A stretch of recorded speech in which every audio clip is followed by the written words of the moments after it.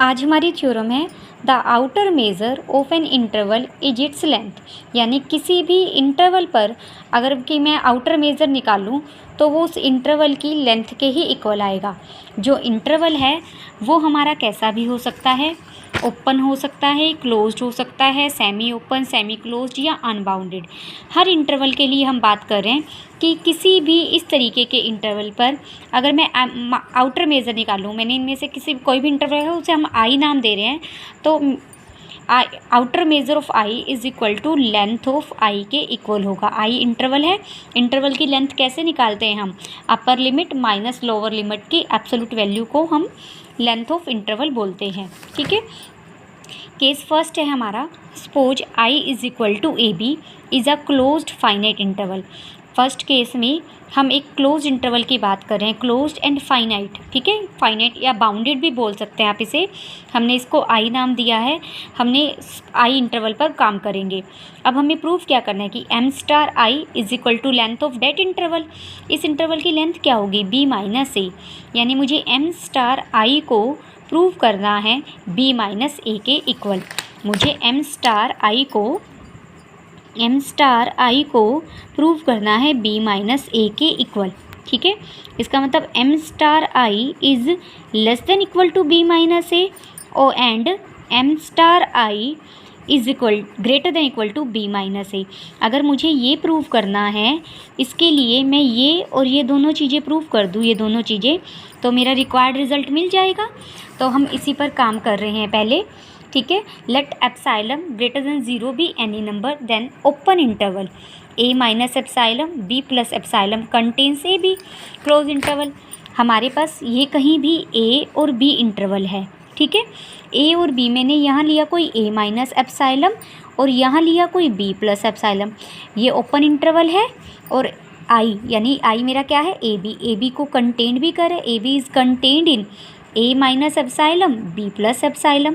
आप एप्साइलम की जगह एप्साइलम बाय 2 भी ले सकते हैं। ठीक है, को कंटेन कर रहा है हमें। So by definition of outer measure, outer measure की डेफिनेशन में मैंने आपको बताया था आउटर मेज़र क्या होती है, इन्फिमम होती है उन सब इंटरवल्स के ऊपर, उन सब ओपन इंटरवल्स के सीक्वेंस के ऊपर जो आई को कंटेन करती हो।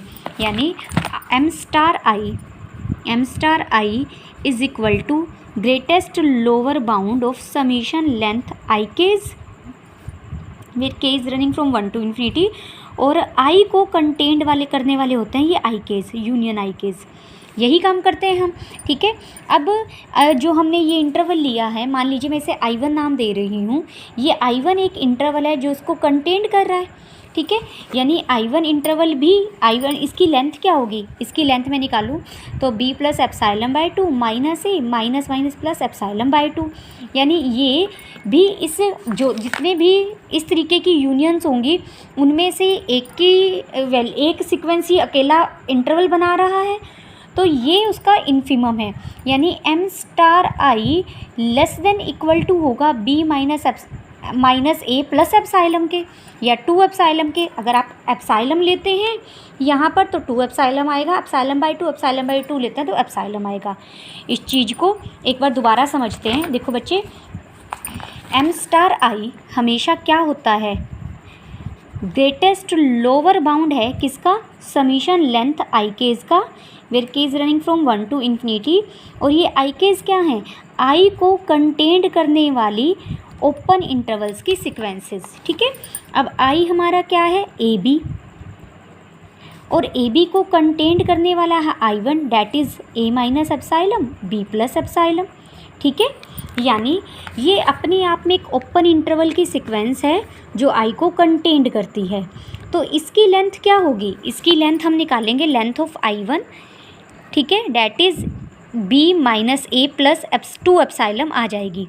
ठीक है, और यहाँ पर जो हम ग्रेटेस्ट लोअर बाउंड लेते हैं, आई को कंटेंड करने वाली जितनी भी ओपन इंटरवल्स की सीक्वेंसेस होती हैं उनके ऊपर लेते हैं। तो एम स्टार आई मान लो मैं कोई एक सेट ले लेती हूँ ई में बहुत सारे मेंबर पड़े हैं ये। ठीक है, इनका इन्फिमम जो होगा, मान लो इन सब में इनका इन्फिमम u या l इन्फिमम है इस e का। अगर l इन्फिमम है इस e का तो वो इस एलिमेंट से भी छोटा या बराबर होगा, इस एलिमेंट से भी छोटा या बराबर होगा, इस एलिमेंट से भी छोटा या बराबर होगा। l इन्फिमम है तो वो सेट के हर एलिमेंट में से छोटा होगा या बराबर होगा। तो m स्टार i भी इन्फिमम है, तो m स्टार i भी इस तरीके की जितनी भी सीक्वेंसेस होंगी जो i को कवर कर रही हैं उनके हर एलिमेंट से या छोटा होगा या बराबर होगा। और I1 एक ऐसे ही ओपन इंटरवल है जो i को कंटेन करता है, तो m स्टार i भी या तो छोटा होगा, ज़्यादा से ज़्यादा बराबर होगा b minus a plus 2 epsilon के। ठीक है, क्लियर। लेकिन एप्सिलॉन तो हमारी बहुत स्मॉल क्वांटिटी है, epsilon is arbitrary, this implies m star i is less than equal to b minus a। इसी इक्वेशन फर्स्ट नाम देकर हम छोड़ देंगे। ठीक है, हमें दो चीज़ें प्रूव करनी थी इनको इक्वल दिखाने के लिए, ये वाला पार्ट हमारा प्रूव हो चुका है, यानी m star i is less than equal to b minus a। अब हमें रिवर्स इनइक्वालिटी प्रूव करनी है।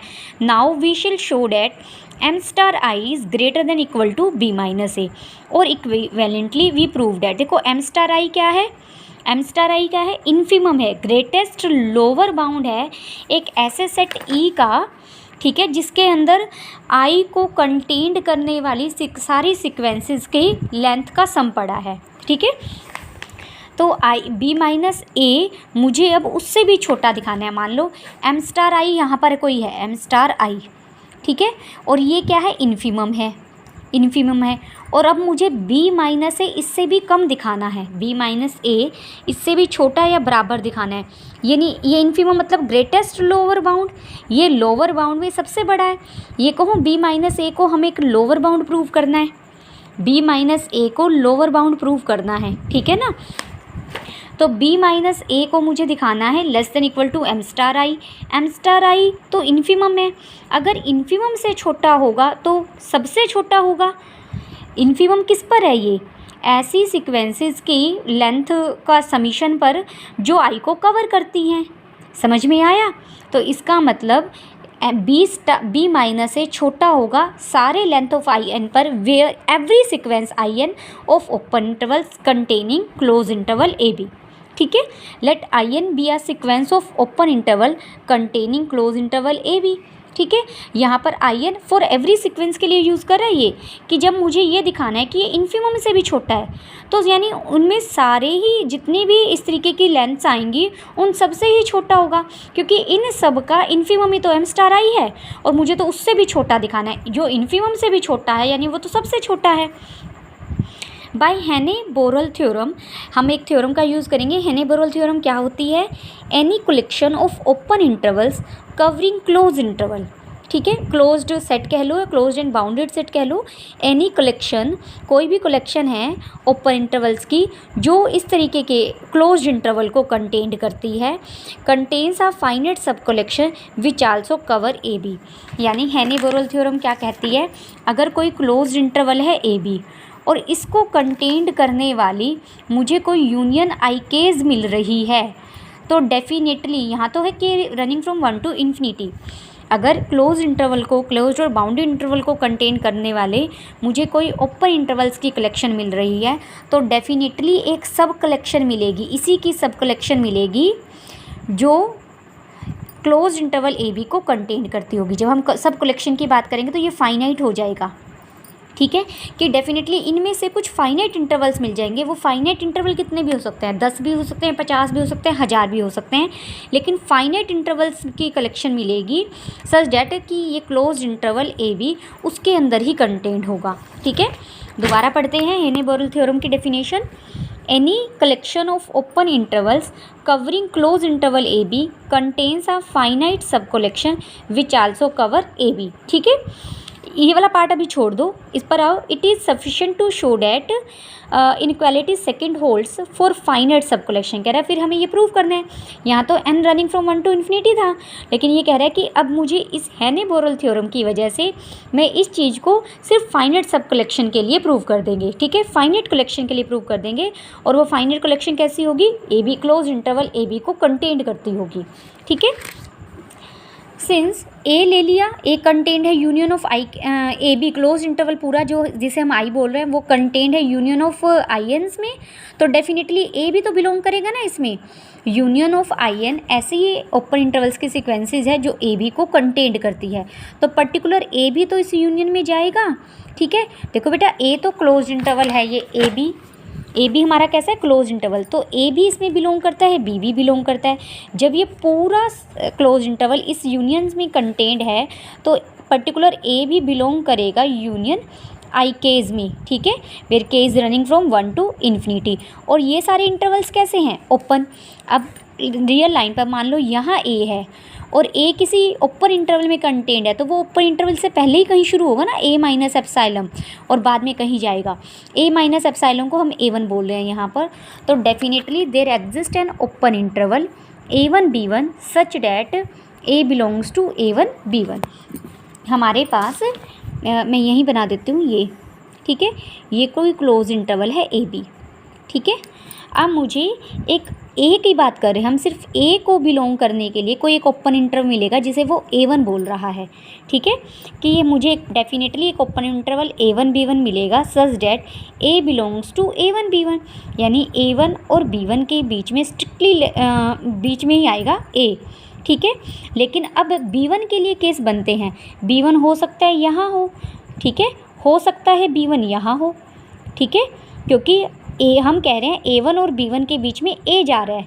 अब ये नहीं पता कि B1 यहाँ पर लाई कर रहा है या यहाँ लाई कर रहा है, तो हमें कितने केसेस मिले, 2। वही बात करें if B1 is less than equal to B, कि B1 यहाँ है या यहाँ है। ठीक है, then B1 belongs to close interval AB and AB is contained in union of IN, and since B1 does not, लेकिन B1 इस क्लोज इंटरवल AB में तो चला गया, लेकिन B1 A1 यूनियन B1 ये तो ओपन इंटरवल है, इसमें तो B1 नहीं जाएगा।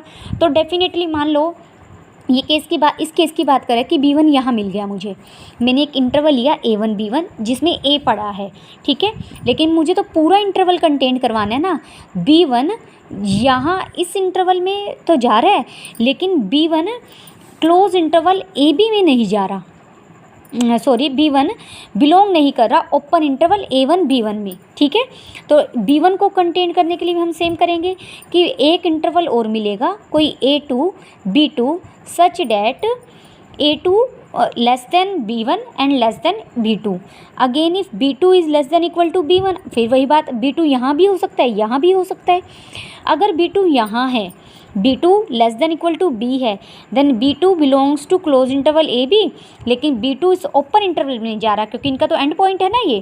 तो continuing in this way we have an interval collection of AI's BI such that BI-1, देखो B2 बिलोंग कर रहा है इसमें। ठीक है, तो यहाँ I-1 और यहाँ I एक ज़्यादा सफिक्स लेंगे, इनसे आप सिमेट्री बनाओगे। BI-1 belongs to AI-BI, that is AI is less than BI-1 less than BI. This process must terminate after finite number of steps because close interval AB has a finite सब cover. हैने-बोरल theorem क्या कहते हैं कि definitely एक सब cover मिलेगा हमें जो पूरे AB को कंटेंड करे। तो जब इस तरीके से मैं इंटरवल्स ओपन इंटरवल्स बना रही हूँ एक स्टेप के बाद डेफिनेट वो AB पूरा इन ओपन इंटरवल्स में कंटेंड होगा। ठीक है, मान लो हमने वो केस स्टेप ले लिए B is less than equal to B के। वीडियो बड़ी हो जाएगी, आज इतना ही करेंगे।